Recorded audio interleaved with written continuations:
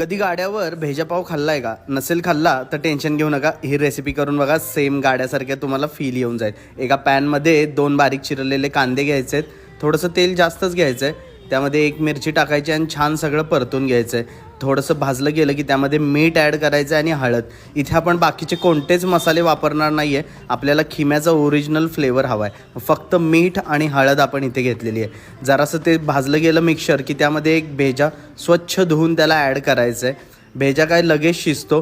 थोडासा मसाला त्याच्यावरती टाकायचा आहे, थोडंसं पाणी, एकदम अर्धा कप म्हणू शकता तुम्ही, पाणी टाकायचं आहे. सगळा मसाला सॉफ्ट पडेल. भेजा जरासा आपल्या पळीनी चमच्यानी कुस्करून घ्यायचा आहे आणि एक 5 मिनटासाठी झाकण ठेवायचं आहे. 5 मिनटं मीडियम फ्लेमवर 5 मिनटात शिजून जाईल. वरतून थोडंसं अमूल बटर आणि खूप सारी कोथिंबीरचा फ्लेवर इथे चांगला रोल प्ले करतो, त्याच्यामुळे खूप कोथिंबीर घालायला विसरू नका. आजच ट्राय करा.